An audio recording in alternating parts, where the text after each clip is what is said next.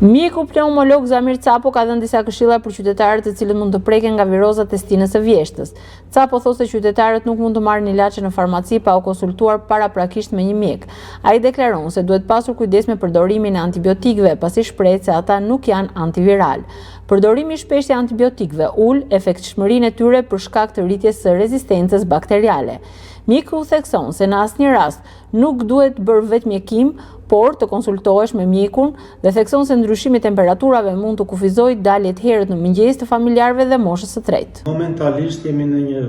situatë të qetë të virozave.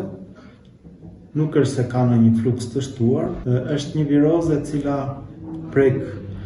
veçanërisht edhe moshat e treta, sidomos të sëmurët kronik, të cilët vuajnë më shumë pasojën që lën virusi, të cilëve do të kisha këshilluar që të jenë më të kujdesshëm në daljet e tyre, të mos dalin në orët e para të mëngjesit ose në orët e vona për shkak të ndryshimit të amplitudës së ajrit, e cila sjell për pasojë edhe acarim të rrugëve të tyre të pulmonaris, veçanërisht të sëmurët me spok ose me azëm bronkiale. Të jenë të kujdesshëm në mënyrën e të ushqyerit, të cilët në periudhën e virozave do t'ju këshilloja të shmangin përdorimin e lengjeve me gaz të fëmijët e moshat e mesme, të shmangin përdorimin e pikanteve, sidomos erëzat, djegëset që përmbajnë lëndët të tilla që janë shumë acaruese për rrugët e frymëmarrjes dhe të jenë të rregullt në përdorimin e mjekimit të tyre kronike. Do të kisha këshilluar veçanërisht ata që janë prezantuesit e parë me pacient qoftë mosha të vogla apo të rritur, që të mos nxitohen në dhënien dhe përdorimin pa kriter të antibiotikëve,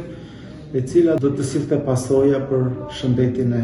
të sëmurëve. Në përdorimin e antibiotikëve do të jemi shumë racional, shumë të kujdesshëm, vetëm atëherë kur mendohet se kemi pasoja, kemi komplikacione mbas virozave, jo direkt në përdorimin e antibiotikëve. Duhet jenë të vëmendshëm në ndarjen, në specifikimin e shenjave të klinikës, rast mbas rasti për çdo të sëmurë, për të bërë veçanërisht dallimin e virozave të tjera dhe virusit Covid i cili është prezent, ka qenë, do jetë dhe do bashkë jetoj me ne.